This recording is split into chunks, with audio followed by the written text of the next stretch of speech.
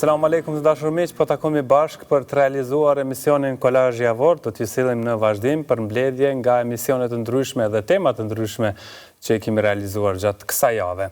Përfundimi i betejës së Uhudit la mësime të thella për umetin, duke treguar pasojat e mosbindjes dhe nevojën për qëndrueshmërinë në besim. Këtë temë solli Hoxh Enis Rama në emisionin Ky është i dërguari im. Ndërsa për të larguar nga veset e këqija duhet nisur me vetdije dhe pendim të sinqert, duke pasuruar me lutje të vazhdueshme, durim dhe angazhim për t'i zëvendësuar me vlerat të mira që afrojnë njeriu tek Allahu. Këtë temë solli Hoxh Osman Bekteshi në emisionin Shqetësime rinore.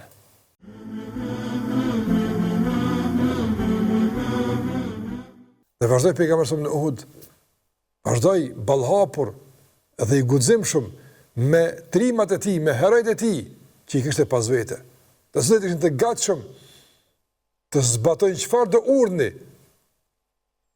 për të tregu besnikrin dhe lojalitetin që kishte ndaj Muhamedit alayhi salatu wasalam.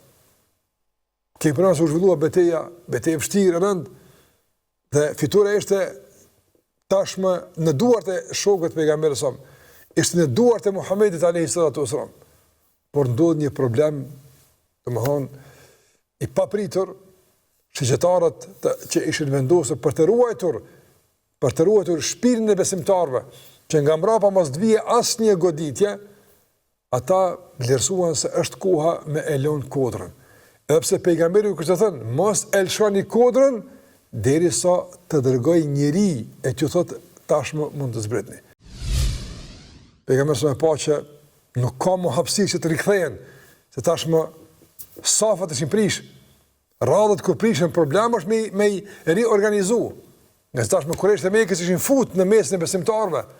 Kaos i madh dhe pejgamberi alayhi sallam ishte i rrezikuar dhe për jetë në disa raste ku u rrethuan nga disa mushrik, mirë po sahabët që ishin afër tij ishin pak 7-8 vjet, mirë po luftuan sikur Talha ibn Ubaydillah e të tjerë luftuan, domethënë me të vërtetë shumë guximshëm, luftuan me tërë qenë tyne për ta mbrojtur pejgamberin alayhi salatu wasalam, për ta ruajtur nga çdo shtiz, nga çdo shpatë që mund vinte në drejtim të tij alayhi salatu wasalam.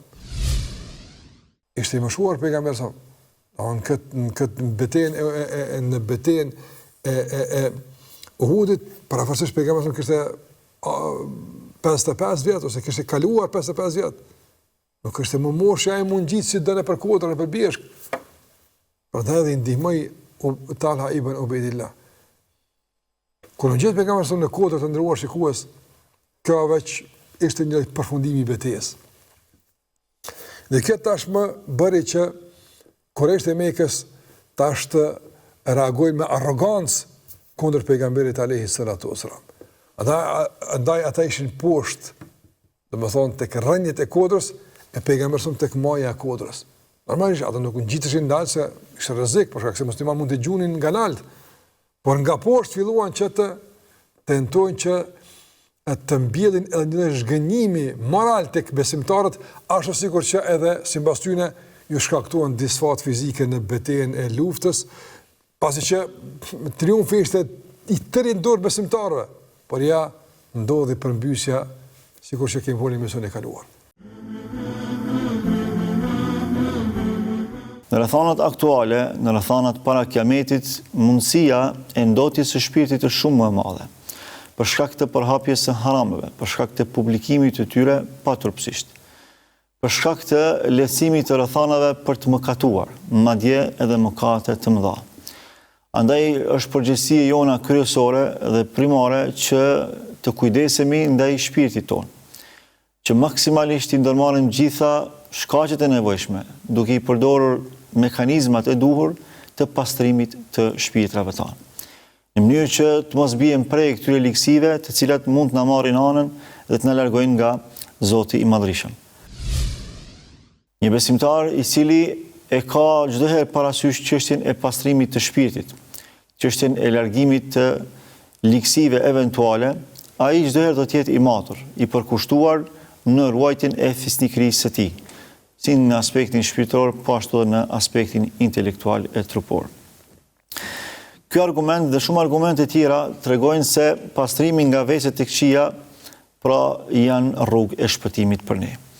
Dhe kaq pejgamberi Allahut sallallahu alaihi wasallam na tregon se vlera e sinqeritetit në fjalë dhe në vepra është realisht argument i asaj se shpirtrat tanë janë të qiltër, janë të pastër nga ligësitë. Prandaj thot inna sidqa yahdi ila al-birr wa inna al-birra yahdi ila al-janna. Padyshim se sinqeriteti në fjalë dhe në vepra çon në mirësi, e mirësia çon në xhenet. Pra çështja e posimit të modelit në largimin e ligjësive dhe të vetive të këqija është çështje të e rëndësishme, nga se njeriu çdo ka nevojë për një model që do ta pasojë atë, do ta ndjek atë. Prandaj ne në fëmijëri i pasojmë prindrit tanë. Pastaj kur rritemi, krahas prindërve mund gjejmë edhe modele të tjera, të dietarëve, të njerëzve të ditur, të njerëzve të ngritur e kështu me radhë. Por kjo vlen për ata të cilët vlerat morale i kanë parsore, nëse ka dhe ata tillë që për model marrin kategori të ulta shoqërore. Marrin njerëz të pandershëm, marrin njerëz të paditur, marrin njerëz që vetëm kanë famë e pasuri, por nuk kanë vlera dhe nuk kanë cilësi të mira. Prandaj fatmirësisht ne si besimtarë të Allahut që jemi, përpos që e kemi modelin e garantuar që sa më shumë që e pasojmë atë, aq më shumë ngritemi dhe pastrohemi në shpirt, në vlera, në karakter, njëherët edhe përmes pasimit të tij e garantojmë edhe hyrjen në xhenetet e Allahut të Madhërisëm.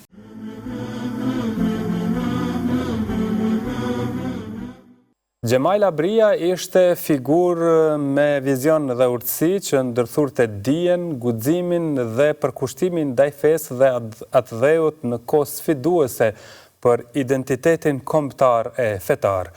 Ky është portreti i radhës që solli këtë javë Hoxh Sedat Islami, ndërsa etika është thelbësore në fe, sepse besimi kërkon sjellje të pastër dhe përgjegjësi ndaj Allahut dhe njerëzve, duke ndërtuar shoqëri të drejtë dhe të mirëkuptueshme.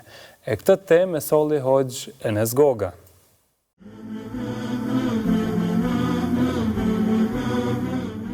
Gjemail Abria dallonte edhe për vizionin dhe largpamësinë. Në aksionin e pushkëve, të cilin Serbia e shiste shqiptarëve pushk për të luftuar kundër perandorisë osmane, ai kishte dalë kundër, duke i këshilluar shqiptarët se kjo ishte një lojë piste serbëve, prapas së cilës fshiheshin qëllime të liga. Nga këto, atyre që me armë serbe kishin shkuar për të luftuar perandorinë osmane, ju kishte thënë: ju e pas keni shit vatanin. Herdo kurdo, tradhtia ka me ju dalë për mejdan. Hopni he mos ju lasht dhe ju mrena. Si jeni shku me i pri liris, por me ja qel derën servis e me i thanë: hajde shkelna sa ma shpejt se s'po na pritet. Gjemail Abria në fakt ka qenë pjesëmarrës në lidhjen shqiptare të Prizrenit, të kryesuar nga hoxha ynë Ymer Prizreni. Gjemail Abria kishte vizion për stabilitet shtetëror, në kuptimin e raporteve me të tjerët. A i thoshte se shtetet e vogla kanë nevojë për miq të fortë. Ndoshta këto që ndonë të arsyeja pse a i nuk dilte kundër perandorisë osmane. Në ushtrin që lufton të rusët, jo vetëm ushtar, por edhe general shqiptar kishte. Koha dëshmoj se qëndrimet e tij ishin të duhurat. Pas rënjes së perandorisë osmane, trojet tona u coptuan nga të tjerët, e veçmas nga fqinjet ortodoks. Si popull i përvuajtur që kemi qenë, Gjemaili konsideronte se rruga e shpëtimit është tek dija. Të diturin, pavarësisht se çfarë moshe kishte, e shihte meritorin për të folur dhe për të udhëhequr. Gjemail Abria kishte kaluar kohë të gjatë në vushtri, në mesin e pashallarëve dhe njerëzve të fesë. Nga perspektiva fetare, këshilla dhe angazhimi i Gjemail Abris për pajtimin kanë peshën e madhe. Ato na flasin për atë që ne në gjuhën fetare e quajmë sëmundje të rrezikshme, me të cilën janë sprovuar të tjerët ndërsa ne jemi infektuar prej tyre. Profeti Muhammed, paqja e Zotit qoftë mbi të, përçarjen e konsideron të rrojse, jo rrojse të kokës, por të fesë. Në Kur'anin famadh, në kapitullin Enfal, ajeti 46, Allahu i madhruar na urdhëron që të mos përçahemi, sepse përçarja na dobëson. Pra, porosia që urtari ynë jep për unitet është thellësisht fetare, e miratuar fuqishëm në mësimet kuranore dhe profetike. Cila do mund tjetë sprova që neve na godet në jetën e kësaj bote, ne fillim e fund i drejtohemi, i përulemi, i mbështetemi Zotit ton të baraka wa ta'ala.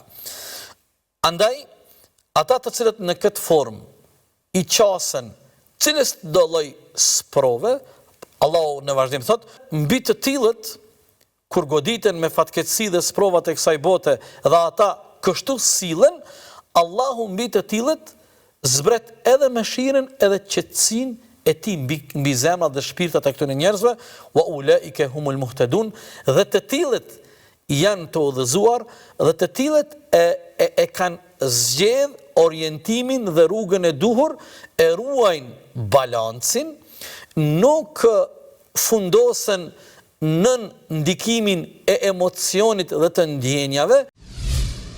Ju në asnjëherë thanë, zotnat e atyre që ata kanë marrë zotnat tjetër kanë pos Allahut, mos i shani, mos i fyni, se pastaj ata në si shej reaksioni dhe hakmarrje munden Zoti na rujt me shajt Allahun, e bëjnë këtë në mënyrë armiqësore, e bëjnë këtë nga fanatizmi e kështu me radhë. Këtu nuk është vetëm fjala për besimin e drejtë në Zotin një, po kjo është parimi më i rëndësishëm, por këtu në këtë ajet pastaj hyn edhe çështje të tjera. Do të thotë, mirë, disa njerëz, elhamdulillah, ka pak njerëz që munden me pas guximin waliadhu billah edhe të bëjnë blasfemi, edhe të jenë vulgar, edhe të flasin edhe të thojnë gjëra të cilat janë të papranueshme në raport me krijuesin te baraka wa taala. Norm tjetër e rëndësishme gjatë jetës tonë që duhet ta kemi parasysh është falja e namazit, një normë dhe një detyrë e rëndësishme për muslimanët në jetën tonë gjatë kësaj bote. Falja e namazit është një prej 5 shtyllave të Islamit. Namazi është një detyrim dhe një obligim për çdo musliman dhe muslimane që në momentin kur ata e arrin moshën madhore, janë të moshritur, fizikisht edhe psikikisht janë të shëndosh, obligohen me detyrimin e faljes së namazit. Të nderuar vëllezër dhe motra, jam shumë i sigurt se edhe shumë hoxhallar të respektuar, qoftë nëpërmjet kamerës së PIS TV-s, apo edhe në xhamit tona gjithandej, apo edhe në adresat e tjera, hoxhallarët në vazhdimsi i kushtojnë një vëmendje dhe një kujdes të jashtëzakonshëm detyrimit të faljes së namazit.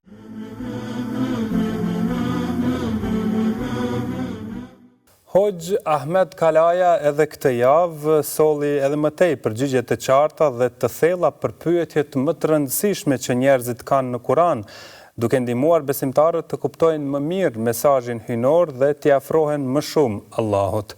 Kurse Ilira Ademi solli një tjetër bashkëbisedim në emisionin Këndvështrim.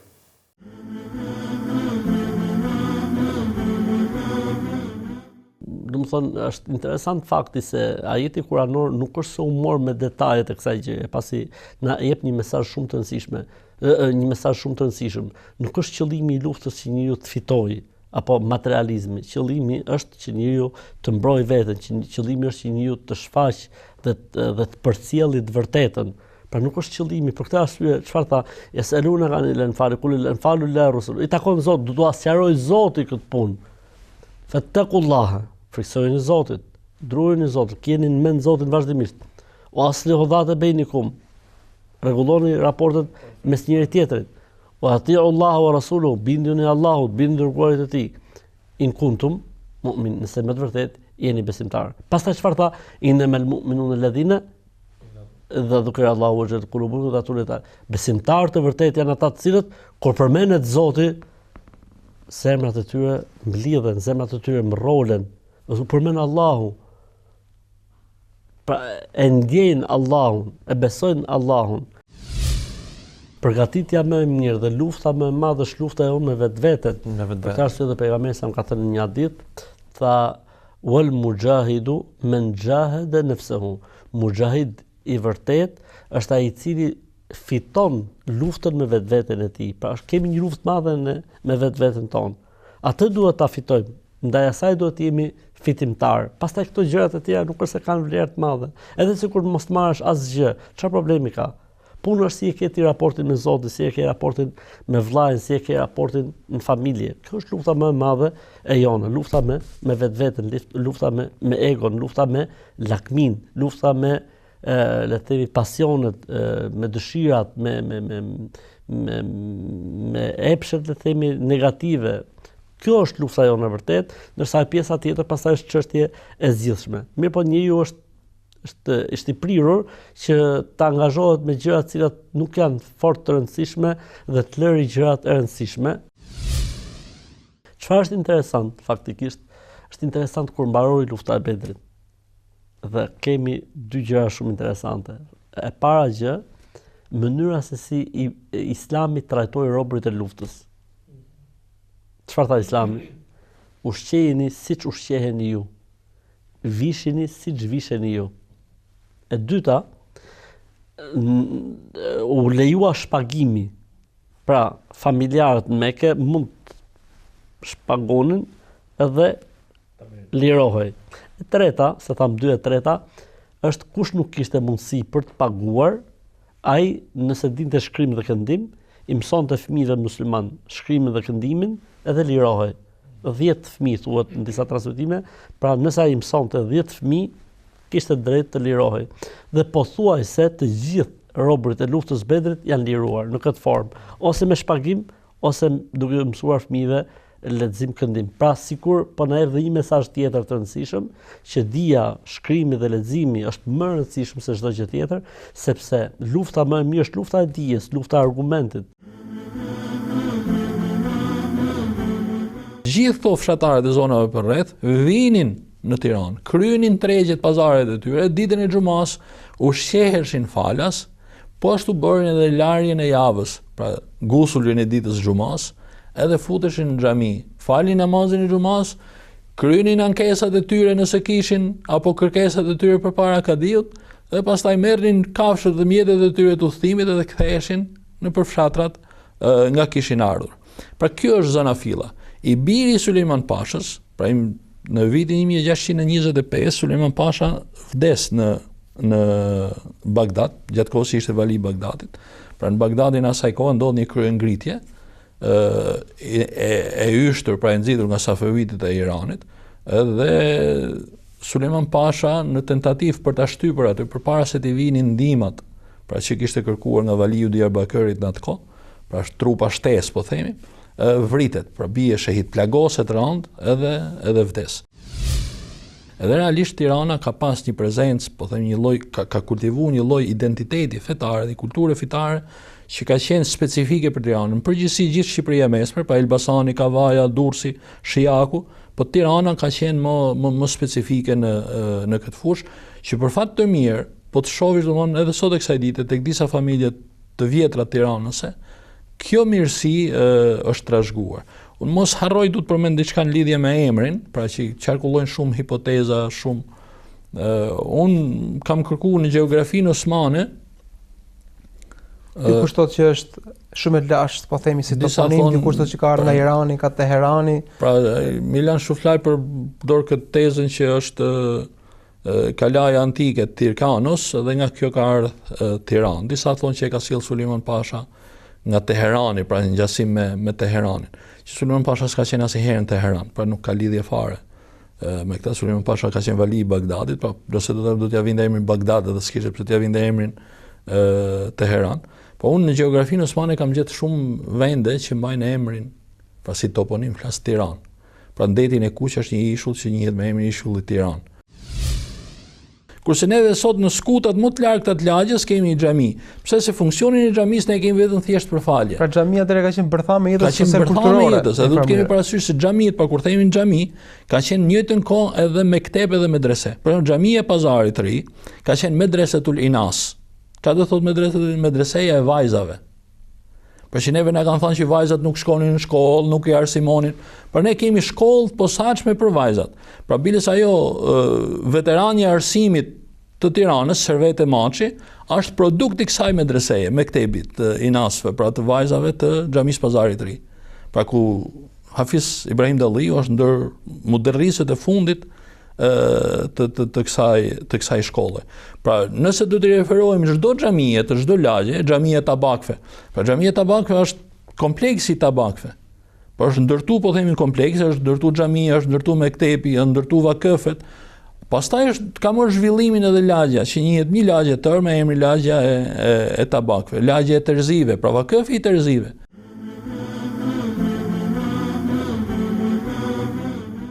Stabiliteti në besim vjen përmes praktikimit të vazhdueshëm të fesë që forcon lidhjen me Allahun dhe sjell qetësi shpirtërore në jetën e përditshme. Kjo ishte tema që sollëm me Hoxhën Fitim Gërguri në emisionin Kështu ishin të parët tanë, derisa me Hoxhën Ekrem Avdiu kemi sjell bashkë emisionin e drejt për drejt e thëna e pa thënë.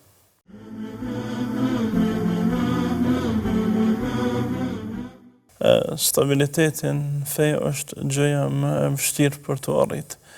Don vazhdimsi dhe nuk don ngjyrosje që njëri në një kohë të jetë stabil, adhurues dhe një kohë tjetër të jetë si do vetë. Allah Azza wa Jalla në Kur'an thotë: "Hel tu'minuna bi ba'dil kitabi wa takfuruna bi ba'd." Apo besoni një pjesë librit e po mohoni një pjesë tjetër.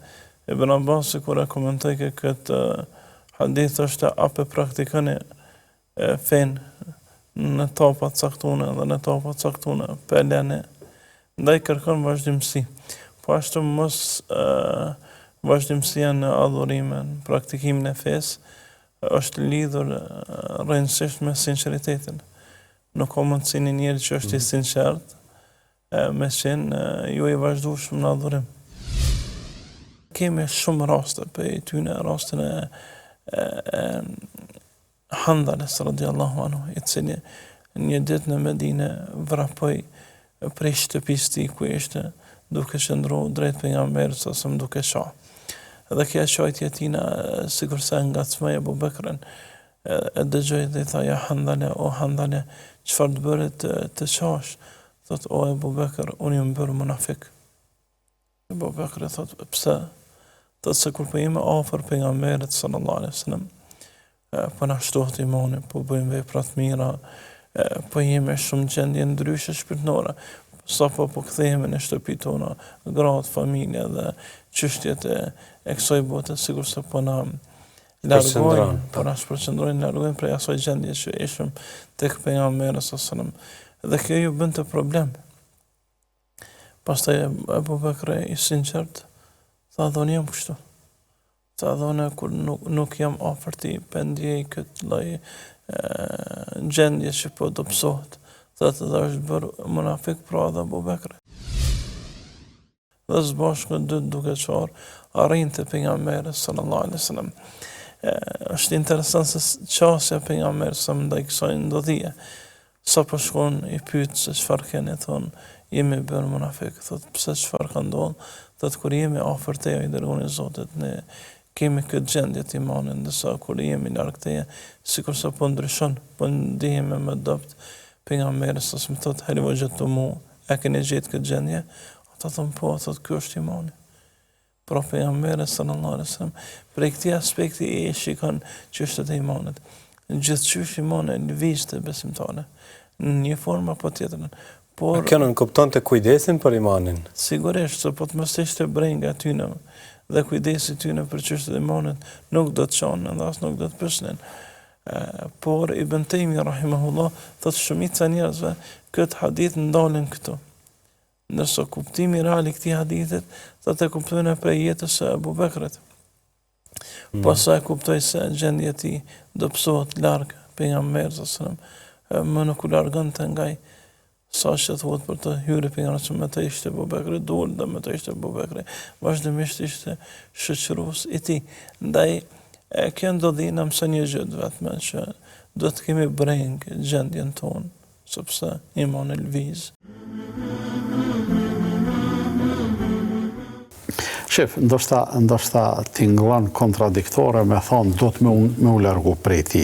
Se në fillim e përmendëm hadithin ai I cili përzihet me njerëz dhe I duron shqetësimet që ata I shkaktojnë. Megjithatë, edhe sabrit pastaj edhe mirësia jote e ka një kufi. Kështu që jo detyrimisht me u distancu në kuptimin e plot të fjalës distancim, mirë po me u largu për pak sa po mendoj sa nuk dëmtohesh ti, nuk dëmtohet miqësia, madje nuk e bën as ato me u ndi keq, për arsye se bujar janë disa udhëzime kështu të përgjithshme thonë se cili do të me insistu që mikun me gjetë, shokun me gjetë më të mirë se sa veten. Është një farë me e qujt, një farë koncepti I reciprocitetit, të cilin Islami e promovon në kuptimin pozitiv, nëse dikush të ka bo mirë, dije se të ka shti borç, edhe ti e borxhlimi, a kthy të mirën me të mirë. Ndërsa te keqja normal, nuk insistohet në reciprocitet, për kundrazi, nëse dikush të ka bo keq, nëse mundesh ktheja me të mirë. Por është edhe ajo që paraprakisht me e zbatu një lloj reciprociteti, që filloti me u bo I mirë para se me kërku prej tjetrit diçka. Edhe në momentin që ti ofron mirësi, unë mendoj se shumë kush ka me e kuptu mesazhin drejt edhe ka me apliku mirë në jetën e tij. Dhënies këshill dhe nxjerrjes në pa të metave. Ajo shpreha që I thojmë na, se çato kështu e thon bomjes prall. Ndoshta një nga emisionet e ardhshme mundesh me thonë, apo më jep këshilla, apo më bën prall. Seriozisht e kam, për arsye se vet ai I cili gjoja po e ofron këshillën, një moment caktuar sikur e shpreh një lloj epshi, një lloj kënaqësie, pse të pash, pse të nxona në ty tu gabu, tash unë domethënë shfryhem mirë duke të goditur me këshillat. Kur e zbulojmë që kemi një shok që kemi menduar se është I mirë, por me kohë është zbuluar që s'është I përshtatshëm për ne. Çka të veprojmë me njerëz të tillë? Çka vepron, çka bën nëse duke e bën një punë të përlyen durt? Ose rrobat. Ndërhyn, pastron. Njëtën ndoshme e bo dhe me pastru listën e miqësisë? Po, e bojnë njerëzit zakonisht, apo, a e bojnë në përjetët sociale. Facebook është praktike njohur, edhe njëtë nga njerë dushme e bo. E banë për shkak se janë disa njerëz cilët shtiren si miq e nuk janë të këtill. E të atillët është mirë, mos me u lënë shumë hapësirë afër vetes.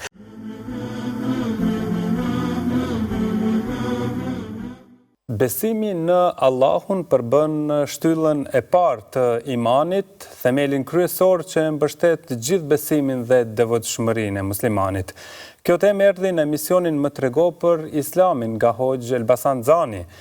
Ndërsa mësim besimi në kohën e verës për fëmijët në xhami është një mundësi e rëndësishme për të kultivuar besimin dhe njohuritë fetare islame në mënyrë të këndshme dhe të përshtatshme për fëmijët. Për këtë temë kemi folur në emisionin Këndi I diskutimit me Hoxhën Qemail Sopi.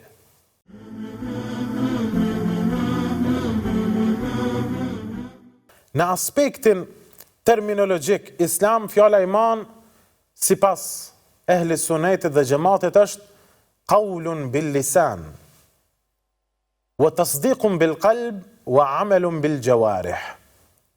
Pra është një lloj vërtetimi me fjalë, besim me fjalë, pranim me zemër, vërtetim me zemër dhe veprim pra në aspektin praktik.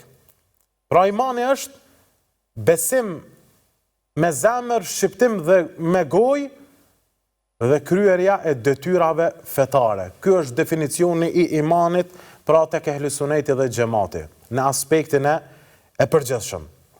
Andaj pejgamberi sallallahu alaihi wasallam hyn drejt për drejt në përgjigjen e tij në kushtet kryesore të imanit, duke thënë shtyllën e parë, e cila është an tu'mina billahi azza wa jall, që të besosh në Allahun fuqiplot.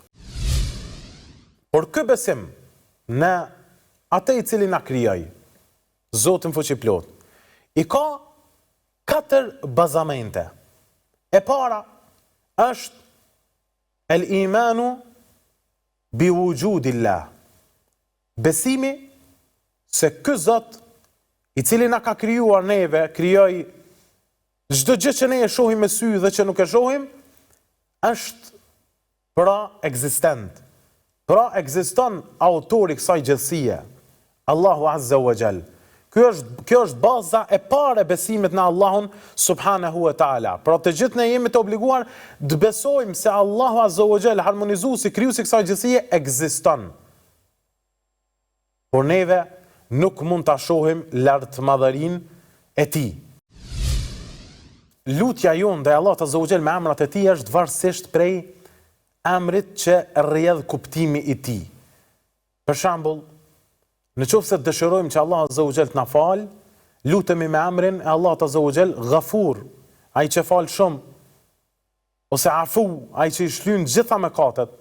Andaj ora rastësisht edhe pejgamberi sallallahu alajhi wasallam na ka mësuar që në natën e 4 themi Allahumma innaka afuun kerimun tuhibbul afwa fa'fu anni. O Allah, ti je falës se don falen, më fal mua.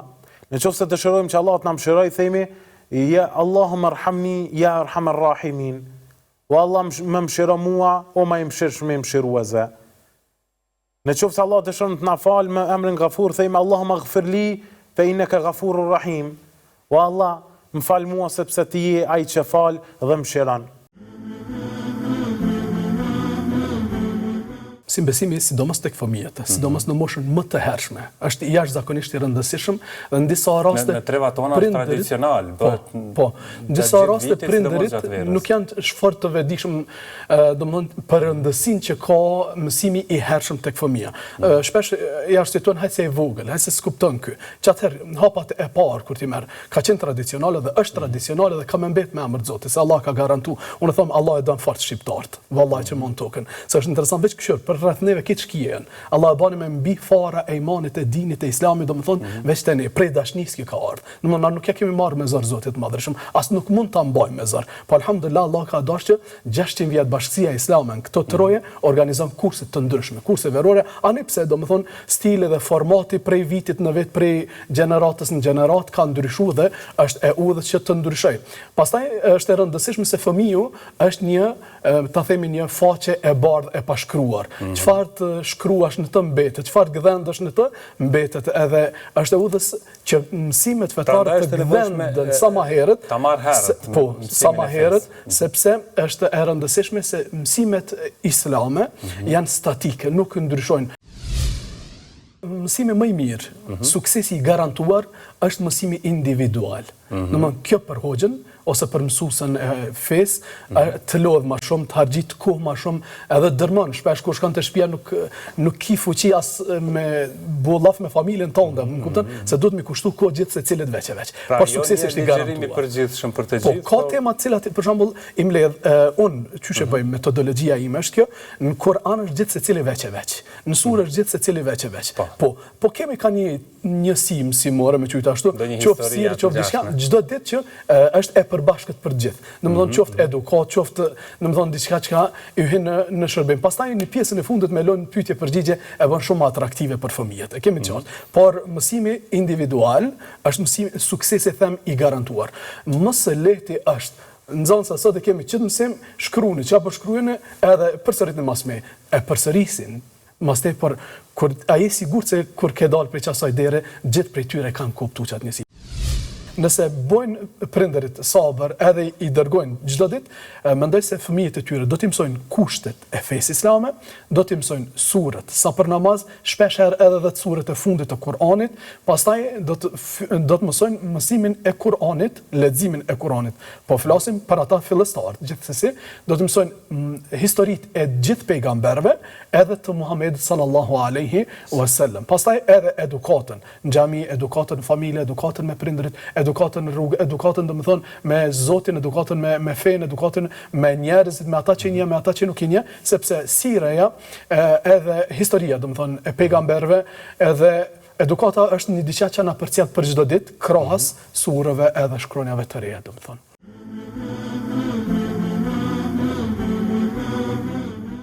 Pse u mbytën profetët? Hoxh Muhammed Rmaku shpjegoi në emisionin Popujt e Kuranit se kjo ndodhte për shkak të mohimit, arrogancës dhe rebelimit të popujve ndaj mesazhit hyjnor.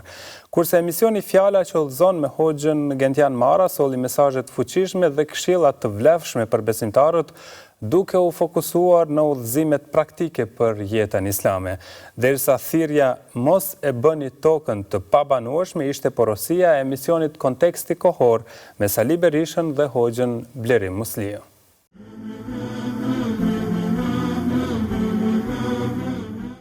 Në fakt profetët ishin, sikur përmenda në fillim, njerëz të mirë, njerëz të ndërgjegjshëm, njerëz të besueshëm.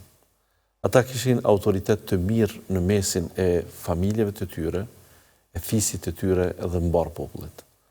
Allahu kur kishte zgjedh ata që t'jenë profet, nuk kishte zgjedh një kategori që të dyshohej që në fillim të fjalëve të tyre të para se ata mund t'jenë njerëz që thrasin në hyjnore, që thrasin në moral, që thrasin në vepra të mira. Pra nuk mund të mendohet sikur në këtë kohë dhe ne vazhdimisht marrim këta shembuj që të kuptohen se thirrësit, hoxhallarët, dietarët janë trashëgimtarë të profetëve, të pejgamberëve, dhe kjo i bie se nuk mund të jetë hoxh që thret në rrugën e Allahut dikush që tërë jetën e tij ka qenë i devijuar. Kishte prej popujve që u çorroditën shumë dhe kaluan në urrëtie ndaj Allahut xhalla xhelaluhu. Kjo është problematika, vëllezër të nderuar. Kaluan në urrëtie pra sepse ata filluan të kenë qasje krejtësisht ndryshe. Për këtë po përmendim pra Beni Israelit që Zoti i përmend në Kur'an dhe ne pyetemi shpesh sepse rrëfime të tilla kemi shumë të shpeshta në Kur'an edhe të ndryshme, ku edhe shumica e këtyre profetëve, nëse themi, pra kanë qenë të përmendur në Kur'an madje, prej 25 ose 28 prej tyre, pra 3 janë të diskutueshme a kanë qenë profeta apo jo, është fjala për Lukmanin, Uzairin dhe Dhulkarneinin, ose Uzairin, Lukmanin dhe Dhulkarneinin. Pra me këta bëhen 28, pakta janë 25. Shumica e këtyre të apostrofuarve në Kur'an janë që janë dërguar tek vetë Beni Israelit. Andaj është interesante të mendohet se edhe mbytje të profetëve kanë pasur pikërisht vetë nga Beni Israelit. Dhe Allah kur i përmend pra edhe si komunitet që ata mbyten shumë profet, pra që është përmendëm në shumës. Allahu xhalla xhelaluhu edhe na thot: Ja ayyuhalladhina amanu la takunu kalladhina adhaw Musa fabarra'ahu Allahu mimma qalu.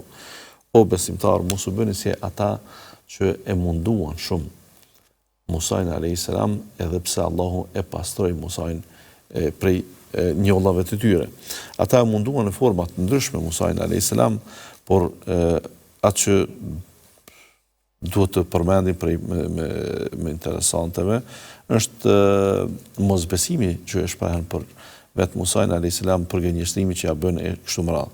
Wa idh qala Musa liqaumi ya qaumi lima tu'dhunani wa qad ta'lamuna anni rasulullahi ilaykum. O popull, ju që keni pa me sytë e ju argumentet se si i kam gjunjëzuar, pra si ka gjunjëzuar Allahu xhalla xhelaluhu nëpërmjet meje, pra e keni pa se jam i dërguar dhe keni argumente të mjaftueshme se unë jam i dërguar tek ju, pse ju tash më lodhni mua, pse më mundoni mua, kur ju një gjë të tillë e dini sakt. Falamma zaghu azagha Allahu qulubahum wallahu nahidil qawmil fasiqin. Ata kur devijuan, Allahu ja ndihmoi në devijimin e tyre, sepse Allahu nuk është që udhëzon popullin mëkatar. Pyetja ka një rol shumë të veçantë në Islam dhe ka një rëndësi shumë të madhe. Ajo kërkon dhe një seriozitet nga ana e pyetësit. Sot do të ndalemi me shpresën e Zotit Xhelle Xhelalu tek përgjigja e pyetjes, rëndësia e përgjigjes dhe rreziku i saj. Në gjithmonë kur themi në përgjigjen e një pyetje, duhet kuptojmë fillimisht se nuk jemi detyruar të përgjigjemi në gjithçka në drejtohen pyetje. Konkretisht kur po flasim për pyetje fetare. Arsyeja. Kanë thënë të moshmit se ai i cili zgjedh të përgjigjet për çdo gjë që pyetet, dije se ai është i çmendur. Dhe kanë thënë se përgjigjesi, pra ai i cili merr rolin e dhënies së fetvas, në rastin konkret ai i cili përgjigjet në fenë Allahut subhanahu wa taala me hir apo pa hir, me dashje apo pa dashje, ai merr rolin e fetvas, pra njeriu i cili jep verdikte në fenë Allahut Xhelle Xhelalu, ai është firmtar i Zotit në tokë, pra ai është pasues i profetëve.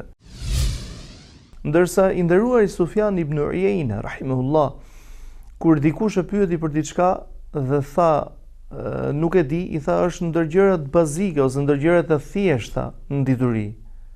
Pra pyetësi i cili pyet, pasi nuk merr dhe përgjigjen që ndoshta do të dëshironte një përgjigje konkrete ose don një përgjigje konkrete, precize, i drejtohet dhe i thot se është ndër njohuritë e thjeshta dhe bazike. I drejtohet Sufjan ibn Uyeyna rahimahullah dhe i thot, nuk ka në Islam diçka që të quhet dituri e thjesht. Pra sikur donte t'i thonte këtij personi që gjërat të cilat nuk i dim janë më të shumta se ata që i dim, sa ato gjërat të cilat ne i dim. Dhe jo vetëm kaq, por edhe ato gjërat të cilat pretendojmë se i dim, pikpyetjet mund të shtohen në atë situatë ose në atë përgjigje. Ndërkohë që profeti alayhi salatu wassalam i edukonte brezin me cilin jetoi, por dhe brezat më pas, që të pyesin për gjëra reale dhe aktuale. Ndaj ka qenë e udhës dhe ka qenë e traditës që kur shkonin për të pyetur dietarët, me në krye Imam Malik ibn Anas rahimahullah, kur e pyesnin për pyetje të ndryshme, thonte a ka ndodhur kjo gjë? Dhe kur i thonin që kjo gjë nuk ka ndodhur, Imami i nderuar thonte, kur të ndodh, eja dhe mpyet. Kur të ndodh diçka të tillë, eja dhe mpyet. Pra shikoni se çfarë serioziteti. Koha, të nderuarit e mi, është ndër gjërat më të shtrenjta që na ka dhënë Allahu subhanahu wa taala. Por është ndër ato gjëra për të cilat do të na pyes Allahu xhelle xhelalu. Do të na marrë në llogari se me çfarë kaluam. A e kaluam duke u marrë me gjërat kota, apo e shfrytzuam në mirësitë e Allahut subhanahu wa taala. Njeriu kur dëshiron të pyes, duhet të pyes me interes, jo në mënyrë provokative. Andaj Allahu subhanahu wa taala ja ka kriju njeriu një tokë, e cila është e përshtatshme për jetesë. Dhe ja ka bë kolum një qiell i cili e mbulon atë. Ja ka bën një diell i cili e ngroh atë. Ja ka bën një hënë e cila e rrezon atë. Ja ka bën një shi i cili zbret e nga toka del bereqeti. Ja ka bën kodrat të cilat e mbajnë tokën. Apo e kështu me radhë. Ja ka bën detet, ja ka bën lymet, ja ka nënshtruar gjithçka që ka në këtë sipërfaqe të tokës, ja ka nënshtruar njeriu. Në shërbim të njeriu. E njeriu ja ka bën vetë detyrë në shërbim të Zotit. Pra do të thotë që të jetë adhuruesi i Allahut subhanahu wa taala. Kur njeriu i sheh si pronën e tij dhe mendon pastaj se ka të drejtë të sillet në raport me këto të mira, të cilat Allahu ja ka dhënë, çu don ai. Ja. Ti ke në shfrytëzim sepse të duan për ta jetu jetën. E kemi alon dikujt tjetër. Andaj duhet më alon çu ke pas qef me, çu ke pas qef me gjithë. Të rregulluar, të drejtume, të orientume, të përmisume kështu me radhë, sepse në një të mënyrë kemi u përcjell edhe të tjerë. Andaj njeriu është përgjegjës shumë i madh për ambientin ku jeton, për vendin ku jeton, për rrethin ku jeton, e si njeri, pra si qenie njerëzore, është përgjegjës për komplet kozmosin edhe për komplet globin që jeton te. Pejgamberi sa me ka po një sahabi duke marr abdes. Që po flasëm për adhurimin më të madh, adhurimin ndaj Zotit, i cili është kusht abdesi. S'po flasëm për shpërdorim të panevojshëm, të parësyshëm, madje turpshëm. Ujin e pishëm njerëzit për shembull në vende të caktuara sa herë janë kap njerëzit duke e përdorur për vaditur arat e fushat e kështu me radhë. Pejgamberi sa po thotë, mos e shat sahabi duke marrë abdes. Edhe i thotë mos ban israf në ujë. Mos e tepron ujë. Sahabiu çuditet. Ja Rasulullah, a ka israf edhe gjatë abdesit të marra? A ka teprim edhe gjatë abdesit të marra? Pejgamberi sa më thotë këtë formulim që mendoj, nëse duhet jetë ndonjë pankart me moton se si duhet të kujdeset njeriu për ujin, duhet jetë ky hadith i pejgamberit sa. Thot pejgamberi sa, i thot sahabit, po, thot madje edhe në qoftë se je në skajnë e lumit. Edhe në lumë që ose në skajnë e lumit je, ka thënë edhe aty nuk ban me tepru në gjatëmarrjes së abdesit.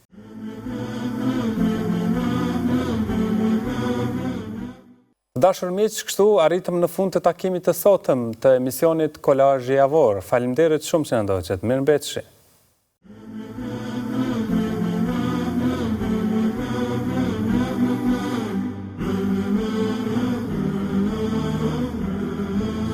No, no, no, no.